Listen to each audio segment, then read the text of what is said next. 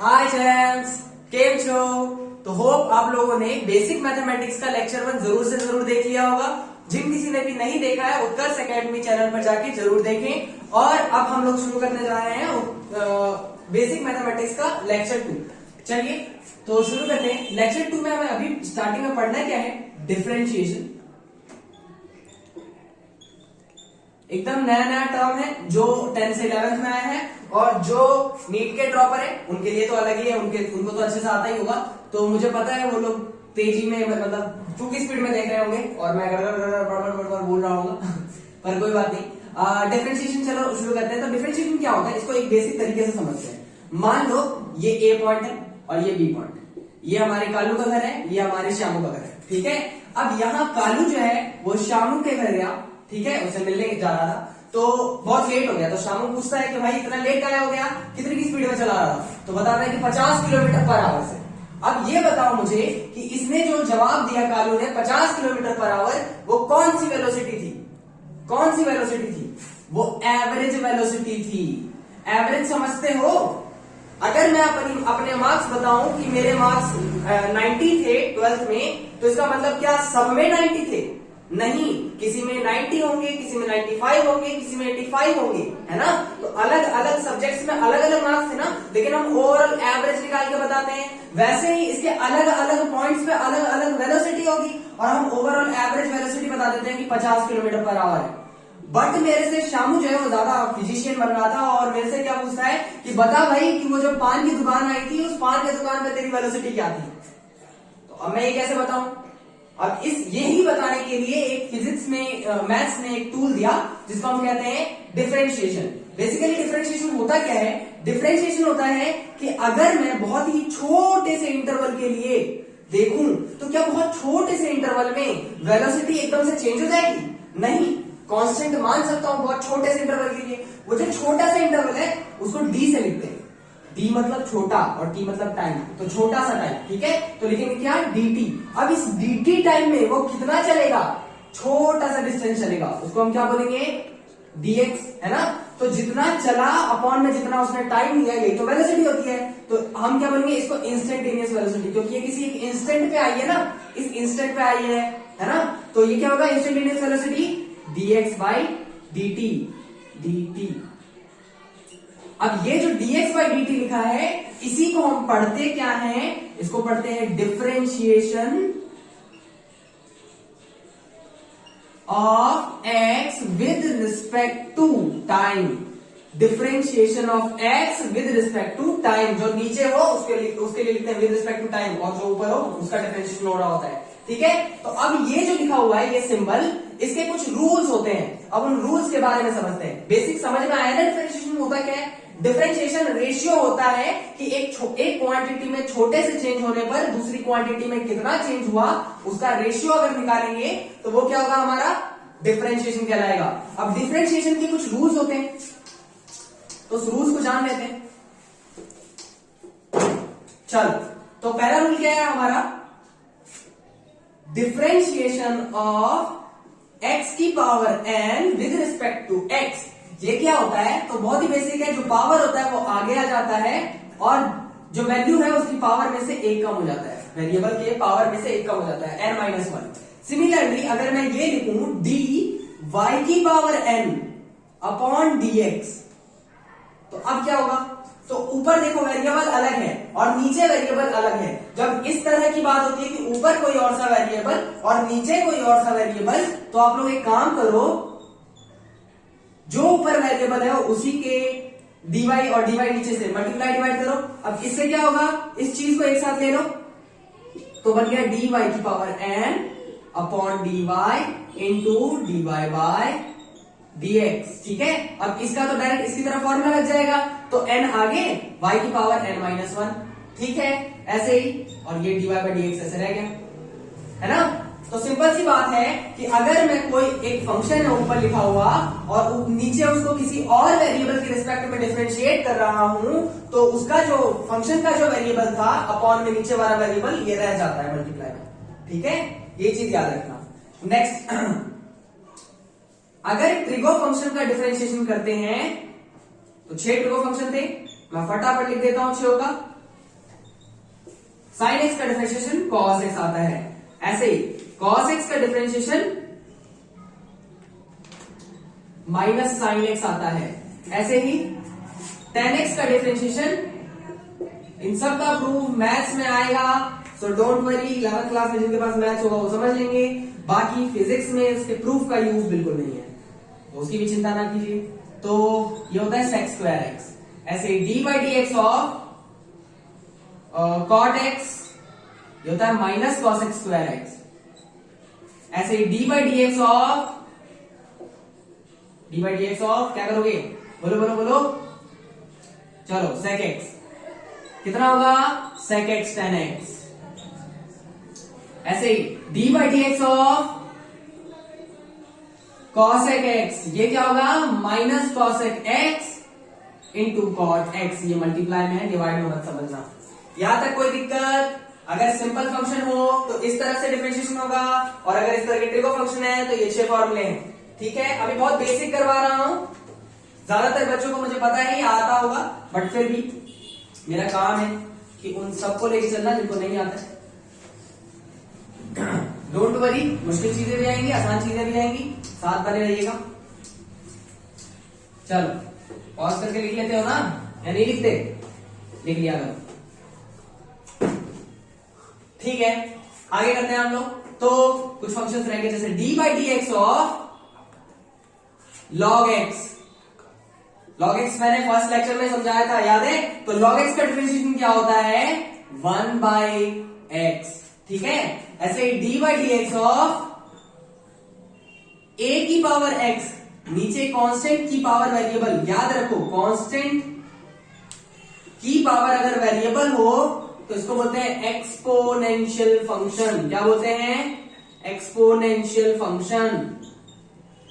ठीक है, और इसका डिफरेंशिएशन क्या होता है, ए की पावर एक्स लॉग ई बेस पे ए। बेस याद है ना, ई मैंने समझाया था क्या था, ई के बारे में ज्यादा जानकारी तो नहीं दी थी, चाहिए हो तो अलग से मिल जाएगी।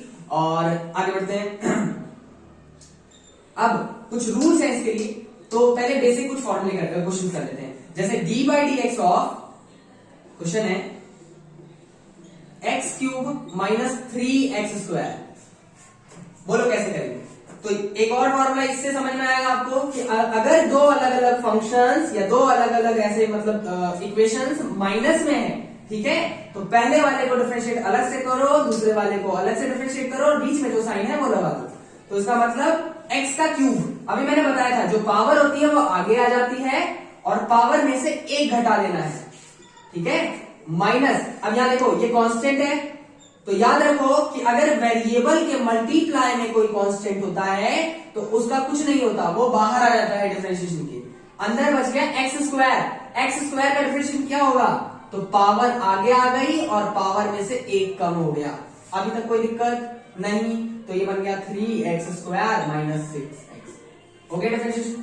तो यहां से हमें एक और चीज पता चली कि अगर D by D x of k times F x कर रहा हूं तो जो कांस्टेंट होता है वो बाहर आ जाता है और फंक्शन का डिफरेंशिएशन हो जाता है। जैसे यहां पर 3 का हुआ था, 3 बाहर आ गया था, उसका कुछ भी नहीं हुआ, और अंदर जो एक्स स्क्वायर बच गया उसका डिफरेंशिएशन हुआ। बोलो कोई दिक्कत नहीं ना? चलिए बढ़िया बात है, कर दोगे। वैसे D by D x of x की पावर 8x की पावर 9 दूं तो क्या होगा, कांस्टेंट बाहर, जो पावर है वो आगे आया और पावर में से एक कम, तो बन गया 72x की पावर 8। बोलो कोई दिक्कत नहीं ना? अगर मैं पूछूं क्वेश्चन फिर से, d by D x of e की पावर x, तो ये क्या होगा, यहां लगा रहा हूं, देखो a की पावर x था तो क्या होता, a की power x log e base पे, तो वैसे यहां पर हो जाएगा e की power x log e base पे e। a की जगह e है ना, e है, तो क्या हो गया, e की पावर x और log e बेस पे e कितना होता है, 1। याद है पिछले लेक्चर में बताया था, जिन्होंने नहीं देखा जाके देखो तो समझ में आएगा। तो ये कितना आ गया, e की पावर x ही आ गया, कोई दिक्कत नहीं। गाना भी चल रहा है, 1 मिनट रुको, कौन चला? गाना शुरू हो गया था तो मैं थोड़ा नाचने लग गया था। चलो वापस आ गया हूं। तो अच्छा एक और क्वेश्चन करो, D by D x of sine x square, D by D x of sine x square. अरे ये क्या हो गया, ऐसा तो कुछ बताया ही नहीं आपने। आपने तो साइन एक्स का बताया था और साइन एक्स का कितना बताया था, कॉस एक्स बताया था। लेकिन यहाँ तो साइन एक्स स्क्वायर है तो कॉस एक्स स्क्वायर लिख दोगे? नहीं, यहां पर लगता है थोड़ा सा अक्कल। कितना? थोड़ा सा अक्कल। देखो इसमें हमें पता किसका है, साइन एक्स का पता है ना, तो इसको मान लो कुछ समय के लिए एक्स, या कुछ एक्स के मानने के लिए, क्योंकि ये खुद एक्स स्क्वायर है तो एक्स मत मानो, कुछ और मान लो, चलो वाई मान लो। ये बन गया साइन वाई। साइन वाई का डिफरेंशिएशन क्या हो जाएगा, कॉस वाई, है ना। वाई किसको माना है, एक्स स्क्वायर, लिख दो। ठीक है, नेक्स्ट बात होती है कि जिसको वाई माना, किसको वाई माना, एक्स स्क्वायर को, उसको भी एक्स के रिस्पेक्ट में डिफरेंशिएट करो। मतलब एक्स स्क्वायर को भी एक्स के रिस्पेक्ट में डिफरेंशिएट करो तो क्या आ जाएगा, कॉस एक्स स्क्वायर और एक्स स्क्वायर का पावर आगे और पावर में से एक कम। बोलो कोई दिक्कत? इस तरह से हम इसका क्वेश्चन कर सकते हैं। इसको हम बोलते हैं, इसका एक नाम भी है, चेन रूल। नहीं समझ में आया? कोई बात नहीं, चलो और समझाता हूं इसी चेन रूल को लेके। तो मिटा दो क्या, पॉज करके लिख लीजिएगा। ठीक है, आज हमारे साथ कुछ कैमरामैन बैठे हैं जिनको कुछ समझ में नहीं आ रहा है क्या करना है, तो बार बार वो पॉज कर दे रहे हैं। जैसे ही मैं पॉज बोला कि आप लोग पॉज करके लिख लो, उसने वीडियो ही पॉज कर दिया। चलो कोई बात नहीं, मिटा दो ये वाला भी। चलिए मिटा दो। तो आप लोगों के कहने के मुताबिक चलो चेन रूल दोबारा से थोड़ा समझाता हूं। देखो d by D x of, ऐसा समझ लो, कॉस, अरे वापस से वही कुछ शिकायत दे रहे हो, थोड़ा सा मुश्किल दो ना। लो 5x का क्यूब आसान ही है, अभी भी वही चीज है। तो देखो सबसे पहले मैंने क्या बोला आपको, cos x का पता है, cos x होता तो उसका पता है, कोई बात नहीं ना, मान लो ना इसको कुछ देर के लिए x, या y मान लो, x है तो y मान लो। तो cos y का क्या होगा, माइनस साइन y, तो माइनस साइन y की जगह क्या आ जाएगा, ये आ जाएगा। फिर जिसको y माना, इसको y माना है ना, तो उसको भी डिफरेंशिएट करो। तो 5 तो कुछ नहीं है कांस्टेंट, उसका कुछ भी नहीं होगा, और जो वेरिएबल है उसके पावर आगे आ जाएगी और पावर में से एक कम। बोलो कोई दिक्कत है क्या? नहीं समझ में आया? आ गया होगा मेरे हिसाब से, तो अभी भी नहीं आया, चलो कोई नहीं, एक और देते हैं, अब तो पक्का ही समझ में आ जाएगा। रूट में एक्स स्क्वायर माइनस 3, ठीक है। अब इसको देखो इसको करके देखते हैं, ये तो समझ में आएगा ही। देखो रूट में एक्स स्क्वायर माइनस 3, अब रूट वाला तो हमने कुछ देखा नहीं, अब ये पता नहीं इतना गंदा सा, ऐसा तो कोई फार्मूला ही नहीं देखा, अब इसको कैसे करें? तो देखो अगर रूट में सिर्फ x होता रूट में सिर्फ x होता तो मैं x की पावर 1/2 लिख देता, तो मैं क्या करता, पावर को आगे लेता और पावर में से एक कम करता। बट यहाँ पर रूट में x की जगह कुछ गंदा गंदा से लिखा पड़ा है ना, तो क्या करते हैं, जो भी गंदा गंदा से लिखा हुआ है उसको t मान लेते हैं। तो मान लो t या y जो मानना है आपको, एक्स स्क्वायर माइनस 3 को मान लो y। ठीक है क्या? ठीक है क्या? बहुत बढ़िया। तो इसको मैं ऐसे लिख सकता हूं, d by D x of root में y, सब मैं इसी की तरह कर रहा हूं, जैसे ये गंदा गंदा से लिखा था इसको मैंने y मान लिया था, फिर cos y को डिफरेंशिएट किया था, तो मैं यहाँ पर लिख रहा हूं, मैंने सीधे लिख दिया था यहाँ पर डिफरेंशिएशन, अब मैं यहाँ लिख के दिखा रहा हूं आप लोगों को। यही करना है ना मेरे को, इसका आंसर निकालना है। अब देखो इसका आंसर कैसे आएगा, तो मैंने बताया इसको पावर 1/2 लिख सकते है ना। तो इसका मैंने बेसिक सेकंड रूल अभी बताया था, डिफरेंशिएशन के सेकंड रूल, पीछे वीडियो को पीछे कीजिए और देखिए क्या था कि अगर नीचे कोई और वेरिएबल और ऊपर कोई और वेरिएबल हो तो क्या करते हैं, फॉर्मूला तो वही लगाएंगे कि पावर आगे लिया, पावर में से एक कम किया, लेकिन साथ में dy बाई डी एक्स भी आ जाएगा, है ना। अरे है ना, बहुत बढ़िया। तो 1/2 y, 1/2 माइनस 1 क्या होगा, -1/2 होगा, और d बाई डी एक्स, और y क्या है, अरे ये है एक्स स्क्वायर माइनस 3 है, यही है ना। भैया आसान कर दिया आपने, अब तो हो जाएगा, तो सही है बात। चलो y की वैल्यू ये रही, एक्स स्क्वायर माइनस 3 और इसकी पावर -1/2, और इसका डिफरेंशिएशन कर लोगे क्या, d, एक्स स्क्वायर का डिफरेंशिएशन क्या होगा, एक्स स्क्वायर का डिफरेंशिएशन होगा पावर आगे पावर में से एक कम, 2 आगे और 2 में से एक कम, माइनस 3 का डिफरेंशिएशन 0। अरे ये 3 का डिफरेंशिएशन 0 कैसे लिख दिया आपने? तो चलो एक नई बात और पता चली आपको, क्या कि किसी भी कांस्टेंट का डिफरेंशिएशन 0 होता है। कोई लॉजिक बताएगा? कोई लॉजिक बताएगा कांस्टेंट का डिफरेंशिएशन जीरो क्यों होता है? कांस्टेंट का डिफरेंशिएशन जीरो इसलिए होता है क्योंकि डिफरेंशिएशन का बेसिक मैंने क्या समझाया था कि नीचे जो लिखा है इसमें अगर मैं स्मॉल चेंज कर रहा हूं तो ऊपर वाली क्वांटिटी में जो स्मॉल चेंज हो रहा था उसका रेशियो, अगर ऊपर वाली क्वांटिटी कांस्टेंट है तो स्मॉल चेंज कुछ होगा उसमें? नहीं होगा। तो क्या आएगा डिफरेंशिएशन? जीरो आएगा। तो कांस्टेंट का डिफरेंशिएशन जीरो होता है, तो इसीलिए 3 का डिफरेंशिएशन जीरो हो गया, 3 का डिफरेंशिएशन जीरो हो गया। अब बस वैल्यू ठीक से लिख लेते हैं। माइनस हाफ को मैं नीचे लिख सकता हूं, जो पावर माइनस होती है उसको नीचे लिख सकते हैं, और हाफ को रूट बना सकता हूं, ठीक है, और इनटू में ये 2x हो गया। समझ में नहीं आया क्या? आया होगा। चलो एक और क्वेश्चन देता हूं, इसको करो। Sine root X square minus 5, इसको करो। चलो ट्राई करो, इसको पॉज करो, ट्राई करो। कर रहे हो? चलो मैं भी करता हूं, ठीक है। देखो सबसे पहला, साइन के अंदर अगर ये चीज y होती तो आसानी से हो जाता है ना, तो मान लो इसको y, कोई मना कर रहा है क्या? तो क्या हो जाता? D by D x of sine y। अब ये बन गया क्वेश्चन, है ना। अब क्या करेंगे? साइन y का डिफरेंशिएशन क्या होगा? Cos y।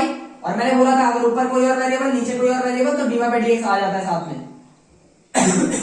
बोलो कोई दिक्कत? अब y कौन था? ये था, पुट कर दो उसको, तो cos, और y यहां भी पुट कर देना, रूट में x square minus 5 D by D x of, या क्या आएगा? रूट में एक्स स्क्वायर माइनस 5। कोई दिक्कत? अब ये वाला तो पूरा पूरा सॉल्व हो गया। अब ये चीज इसी की तरह सवाल बन गया, इसकी तरह, है ना। तो उसको आगे इसकी तरह सॉल्व कर लोगे क्या? कर लोगे? छोड़ दूं? चलो ये खुद से ट्राई करना।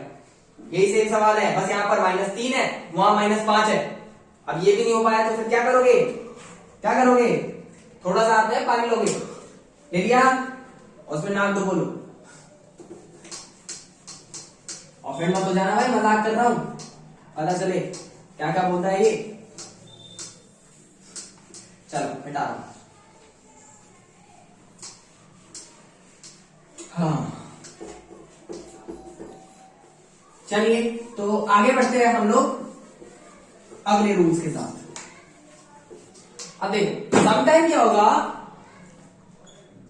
आपका दो अलग अलग फंक्शन मल्टीप्लाई में आ जाएगा, दो अलग अलग फंक्शन मल्टीप्लाई में आ जाएगा, जैसे fx और gx। ये फंक्शन का सिंबल होता है कि ये फंक्शन, मतलब ये कुछ और, मान लो ये ट्रिग्नोमेट्रिक है कोई फंक्शन, sin x है, cos x है, tan x है, ऐसा कुछ लिखा हुआ है, और यहाँ पर कोई अलजेब्रिक फंक्शन है, रूट में एक्स स्क्वायर प्लस 5 है, मतलब कोई भी इक्वेशन दे रखा है। तो दो अलग अलग चीजें अगर मल्टीप्लाई हो रही है तो उसको कैसे करेंगे हम? डिफरेंशिएट। तो उसका आसान तरीका है कि पहले वाले को करो डिफरेंशिएट। अच्छा एक काम करो, इसको ना u और v मान, अच्छा लगेगा। अब अच्छा लग रहा है? अब अच्छा लग रहा है? चलो बढ़िया।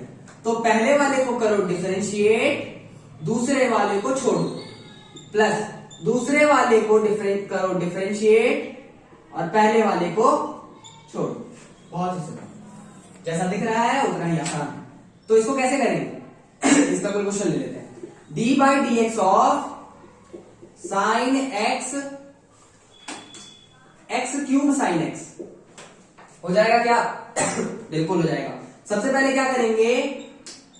पहले वाले को करेंगे डिफरेंशिएट और दूसरे वाले को ऐसे ही छोड़ो, प्लस फिर दूसरे वाले को करेंगे डिफरेंशिएट और पहले वाले को ऐसे ही छोड़ देंगे। ये क्या हो गया? 3x square sine x, plus ये क्या हो गया? एक्स क्यूब इधर और साइन एक्स का कॉस एक्स, तो एक्स क्यूब कॉस एक्स हो गया। यही आंसर है, यही आंसर है ना। बोलो कोई दिक्कत?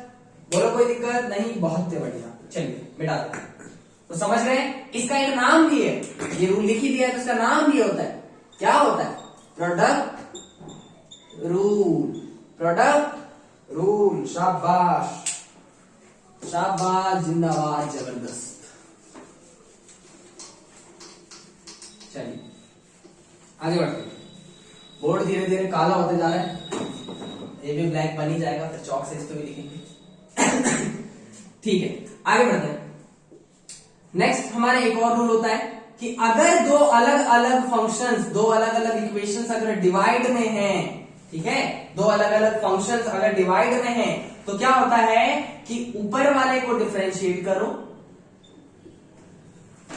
नीचे वाले को कुछ मत करो। माइनस में नीचे वाले को डिफरेंशिएट करो, ऊपर वाले को कुछ मत करो। अपॉन में नीचे वाले का स्क्वायर। एक मिनट, सॉरी, हेलो, कॉल आ गया था, सॉरी।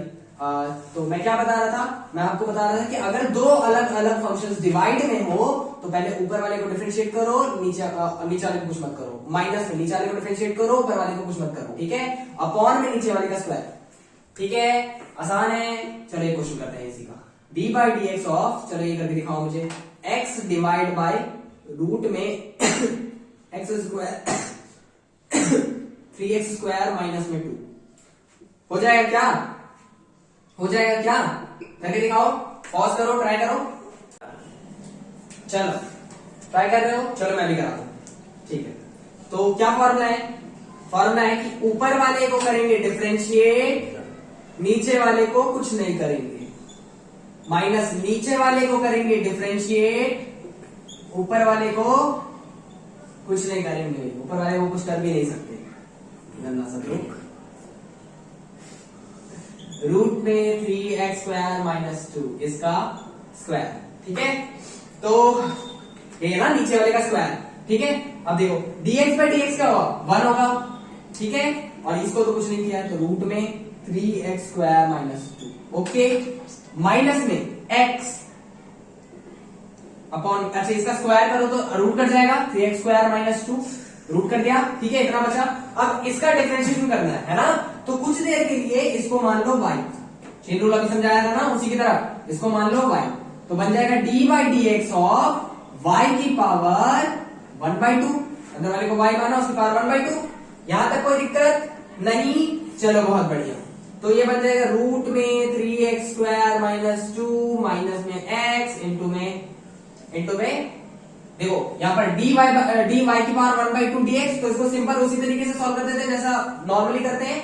y की पावर 1/2 में से 1 हट जाएगा, पावर आगे और पावर में से 1 कम हो गया, कोई दिक्कत। उसके बाद मैंने बताया था कि अगर ऊपर वेरिएबल अलग नीचे अलग, तो dy बाई dx साथ में अलग से आ जाएगा, आएगा ना। अच्छा y कौन है? y है 3x स्क्वायर माइनस 2, है ना, divide by 3x square minus 2। बोलो कोई दिक्कत? बोलो कोई दिक्कत नहीं? चलो मेरे पास जगह है, मैं यहीं पे कराऊंगा, काय लेता हूं, है ना। अब इधर देखो, तो ये बन गया हमारा रूट में 3x स्क्वायर माइनस 2 माइनस में x इंटू में y 1/2, और y की पावर 1/2 में से बन गया तो 1/2 माइनस 1 लिखा है ना, तो 1/2 में से बन गया तो माइनस 1/2, और माइनस में पावर होती है तो नीचे आ जाती है, तो मतलब 1/2 और रूट में y की पावर माइनस में 1/2 थी ना, तो नीचे आ गए, और 1/2 मतलब रूट में y। बोलो यहां तक कोई दिक्कत? इनटू में d by D x of, अच्छा सीधे वैल्यू लिख दो क्या? देखो सर 3x स्क्वायर, इसका डेफिनेशन क्या होगा? कांस्टेंट का कुछ नहीं होगा, और जो x स्क्वायर है तो पावर आगे आई, 3 का कुछ नहीं हुआ और पावर आगे आई, और पावर में से 1 कम, स्क्वायर 2 था ना, तो 1 कम कर दिया तो 1 बचा। फिर माइनस में 2 इज कांस्टेंट, कांस्टेंट का डिफरेंशिएशन इज 0। बोलो कोई दिक्कत नहीं? चलो बहुत बढ़िया, यहां तक कोई दिक्कत नहीं। 3x स्क्वायर माइनस 2 तो नीचे आया तो वैसे ही चल रहा है, ठीक है। बस अब तो हमें थोड़ा सा अच्छे से इसको सुंदर से लिख लेना है। तो x अपॉन में 2 रूट y कौन था? 3x स्क्वायर माइनस 2 था, और ये बन गया 6x, तो 6x स्क्वायर हो गया ना एकदम से। x पहले से था ही और ये था 6x, तो 6x स्क्वायर हो गया। बोले यहां तक कोई दिक्कत नहीं? इसके पूरे के नीचे 3x स्क्वायर माइनस 2। अब आपका काम है इसको सॉल्व करना, एलसीएम ले लोगे ना, यहाँ पे नीचे कुछ नहीं है तो मान लो, यहाँ एलसीएम लो, सॉल्व करो, आ जाए। बोले यहां तक कोई दिक्कत नहीं ना? नहीं ना? चलो बहुत बढ़िया, चलो बढ़िया। तो चलो डिफरेंशिएशन समझ में आ गया ना आपको? डिफरेंशिएशन का और अच्छे से दूसरे एंगल में आपको आइडिया पता चलेगा, दूसरे व्यूज ऐसे पता चलेंगे जब मैं ग्राफ बताऊंगा। जब ग्राफ समझाऊंगा ना, तो और अलग तरीके से डिफरेंशिएशन समझाऊंगा कि डिफरेंशिएशन का कुछ और भी मतलब होता है, ठीक है। अब आगे बढ़ो, नेक्स्ट टॉपिक अपना क्या था, याद है? नहीं याद है क्या? नेक्स्ट टॉपिक था अपना इंटीग्रेशन।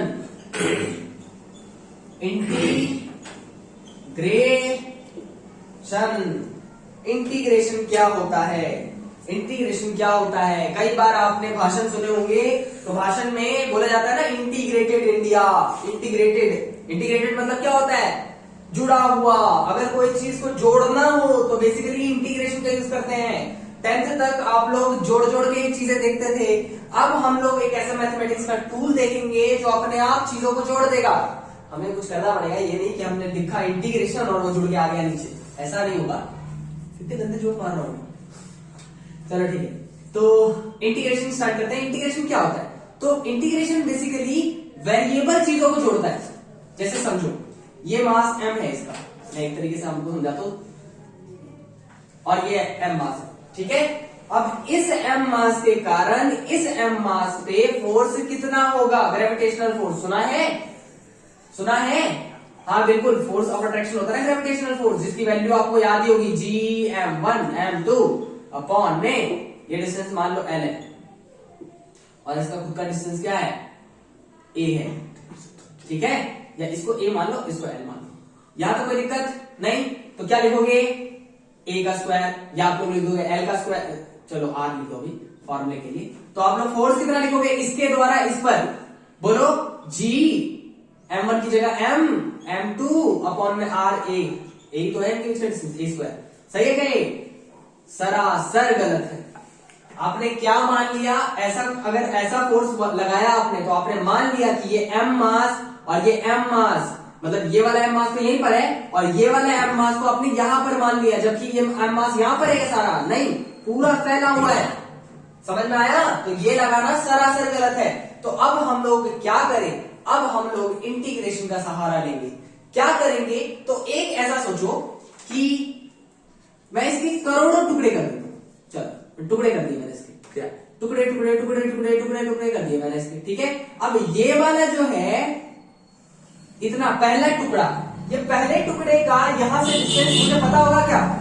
सॉरी नॉइस के लिए, नॉइस को थोड़ा सा नेगलेक्ट कीजिएगा। तो ये पहले टुकड़े का यहां से डिस्टेंस आपको पता होगा क्या? हाँ, A डिस्टेंस है। और पहले टुकड़े का अगर मैंने करोड़ टुकड़े किए हैं तो हर टुकड़े का मास भी निकाल ही सकते हो आप। तो इसके कारण इसमें फोर्स पता लगा लोगे, ऐसे ही दूसरे टुकड़े के कारण इसमें फोर्स पता लगा लोगे। जितने भी टुकड़े होंगे सबके कारण फोर्स पता लगाना और उसको ऐड कर देना, तो आपका क्या आ जाएगा? टोटल फोर्स आ जाएगा। क्या ये तरीका सही है? नहीं, ये तरीका सही नहीं है। क्यों नहीं है? इसलिए नहीं है क्योंकि ये फिजिबल ही नहीं है। इसके करोड़ टुकड़े करोगे आपने मान लो 4 टुकड़े कर दिए, तो 4 टुकड़े करोगे तो फिर से रॉड तो रह ही जाएगा ना। आपको एक पॉइंट मास बनाना है, ठीक है, पॉइंट मास बनाना है। तो आप कितने भी टुकड़े कर लो, उसके और कोई फर्दर टुकड़े कर सकता है ना। तो इसीलिए ये मेथड बिल्कुल भी गलत है, बिल्कुल ही गलत है टुकड़े करने वाला, और डायरेक्ट फॉर्मूला तो बिल्कुल ही नहीं चलेगा। तो क्या करें? तो इंटीग्रेशन का सहारा लेंगे। अब इंटीग्रेशन क्या करता है? तो इंटीग्रेशन के लिए क्या करो, एक रैंडम से डिस्टेंस पे जाओ, यहां से किसी एक्स डिस्टेंस पे गए, और यहां पर एक छोटा सा एलिमेंट ले लो, छोटा सा टुकड़ा ले लो इस रॉड का, ठीक है, जिसकी मोटाई मान लो dx है, ठीक है। अब इन्वेंटरी मेथड लगाते हैं कि पूरे L में कितना मास था? m मास, तो एक में कितना मास होगा? m by L. तो dx में कितना मास होगा? इस dx मोटाई में कितना मास होगा? dx समझते हो ना, बहुत छोटी सी मोटाई, d का मतलब छोटा बताया था मैंने आपको। तो m by L into dx इतना मास है इसका। और ये जो dx होता है ये बहुत ज्यादा छोटा होता है, बहुत ज्यादा छोटा, मतलब मैथमेटिकली हम ये अपने हाथों से नहीं काट रहा हूं कि इसके और छोटे टुकड़े हो सकते हैं। मैथमेटिक्स के अकॉर्डिंग ये सबसे छोटा है, इससे और छोटा नहीं हो सकता, ठीक है। तो चलो आगे बढ़ते हैं। तो मैंने उस dx का मास निकाल लिया। अब इस मास के कारण इस पर मैं फोर्स निकालता हूं, तो वो जो फोर्स होगा वो छोटा सा फोर्स होगा, छोटे से मास के कारण छोटा सा फोर्स। कितना आएगा? g इंटू इसका मास जो कि ये है, इंटू इसका मास जो कि m ही है, अपॉन इनका डिस्टेंस, इस मास का डिस्टेंस कितना है? x। बोलो कोई दिक्कत नहीं ना। तो अब यहां पर हमारा आ गया df is equal to gmm by L dx upon x, ठीक है। अब मुझे छोटा सा इतनू सा के कारण मुझे छोटा सा फोर्स आ गया, लेकिन मुझे पूरे के कारण चाहिए फोर्स। तो अब मैं क्या करूंगा, ऐसे छोटे छोटे छोटे छोटे छोटे छोटे और बहुत सारे टुकड़े होंगे, उन सारे टुकड़ों को मैं क्या करूंगा, जोड़ूंगा। तो अब जोड़ने के लिए क्या, मैंने वही बताया, करोड़ों टुकड़े करके आप जोड़ोगे मैनुअली? नहीं, बिल्कुल अच्छा तरीका नहीं है। तो क्या करोगे, दोनों तरफ सांप लगा दोगे। ठीक है, ये सांप क्या करता है, इसी सांप को बोलते हैं इंटीग्रेशन। सांप नहीं होता, ये इंटीग्रेशन का साइन है, ठीक है, सिंबल है। तो अब हम क्या करेंगे, दोनों तरफ हम इंटीग्रेशन करेंगे। इस इंटीग्रेशन का मतलब क्या है, जोड़ना। तो df पूरा जुड़ के f हो गया, सभी के कारण मैंने अलग अलग जो पार्ट्स थे मैंने सबको जोड़ा और वो पूरा f हो गया, इज इक्वल टू, याद रखो इंटीग्रेशन के अंदर अगर कोई कांस्टेंट है तो वो बाहर आ जाता है डिफरेंशिएशन की तरह। ठीक है, और इंटीग्रेशन किसका, जो वेरिएबल था उसका, अलग अलग एलिमेंट्स के लिए, ये जो एलिमेंट लिया है अलग अलग एलिमेंट के लिए ये डिस्टेंस अलग अलग आएगा, तो ये वेरिएबल है। तो अब इसका करेंगे इंटीग्रेशन। तो इसका इंटीग्रेशन मैं अभी डायरेक्ट बता देता हूं, बाकी मैं इसके फॉर्मूले लिखवाऊंगा, gmm/l, और इसका इंटीग्रेशन होता है log x। अब ये जो x है, मुझे पता है कि ये x कहां से कहां तक वेरी कर सकता है।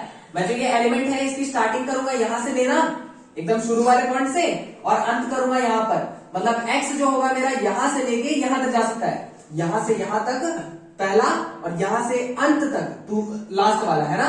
तो पहला कितना है लंबा a, और अंत में कितना है a प्लस एल, इतना a और इतना l, है ना। तो पूरा कितना हो गया x की वैल्यू a प्लस एल, इस वाले एलिमेंट के लिए जब मैं यहां पर एलिमेंट लूंगा तब a प्लस एल डिस्टेंस होगा, है ना। तो मतलब a से लेके a प्लस एल तक, इसका लिमिट, इसको बोलते हैं लिमिट, इसको बोलते हैं लोअर लिमिट, इसको बोलते हैं अपर लिमिट, a से लेके a प्लस एल तक। ठीक है, तो इस तरह से अब ये जो मैंने किया ना यहां, इसको बोलते हैं इंटीग्रेशन। तो बेसिक इंटीग्रेशन का मतलब समझ में आया कि अगर कोई वेरिएबल चीज हो तो उसको सीधे जोड़ना आसान नहीं है और अच्छा भी नहीं है, क्योंकि आप लोग कितना मैनुअली जोड़ेंगे, लाखों करोड़ों टुकड़े करके उसके बाद जोड़ना अच्छी बात नहीं है। तो आप लोग क्या करेंगे, मैथमेटिक्स का एक टूल का यूज करेंगे जिसको हम क्या बोलेंगे, इंटीग्रेशन बोलेंगे। अब उस इंटीग्रेशन का यूज करके हमने जोड़ के दिखा दिया। ठीक है, अभी पूरी तरह से नहीं हुआ है, उसको करके दिखाऊंगा मैं पूरी तरह से, लेकिन आप इंटीग्रेशन का बेसिक समझ गए कि इंटीग्रेशन करता क्या है, कैसे करता है। ठीक है, तो अब हम बढ़ेंगे आगे। तो ये जो जोड़ने का वो था, तो इनके कुछ रूल्स होते हैं, जैसे डिफरेंशिएशन का रूल था वैसे इसके भी कुछ रूल्स होंगे। तो अगर साम ऑफ x dx होगा, या x की पावर n dx होगी, x की पावर n इंटू dx होगा, dx मतलब यहाँ लगाते हैं साथ में, जैसे नीचे dx लिखते थे ना डिफरेंशिएशन में, वैसे इसके साथ यहाँ पर लगाते हैं, सिंबल में आता है इसलिए। ठीक है, तो क्या होता है, पावर में एक ऐड करो और उसी से डिवाइड करो, पावर में एक ऐड करो उसी से डिवाइड करो, ये होगा हमारा पहला रूल x की पावर n का। दूसरा, अगर इंटीग्रेशन में dx बाई x है तो ये क्या आएगा, log x आएगा। अभी मैंने यहां पर यूज भी किया था, dx बाई x का इंटीग्रेशन क्या होगा, log x आएगा, दूसरा रूल। तीसरा, अगर कोई कांस्टेंट है k x की पावर n dx ऐसा मान लो, या k इंटू यहां पर कोई फंक्शन ले लो fx, ठीक है, इंटू dx, तो क्या होगा, कांस्टेंट बाहर आ जाएगा, जो मैंने फर्स्ट में अप्लाई किया था पहले जगह पे। ठीक है, फोर्थ, अगर सिर्फ dx है तो इसका इंटीग्रेशन x हो जाएगा, सॉरी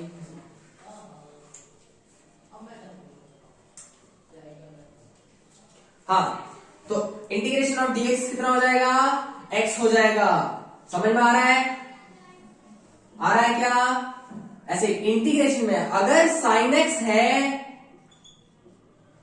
तो माइनस कॉस x होगा, अगर इंटीग्रेशन में cos x है तो sin x होगा, अगर इंटीग्रेशन में sec स्क्वायर x है तो tan x होगा। क्या आपको ये चीज समझ में आ रही है कि उल्टा ही चल रहा है, tan x का डिफरेंशिएशन ही तो था sec स्क्वायर x, तो sec स्क्वायर x का इंटीग्रेशन क्या होगा, tan x, डिफरेंशिएशन।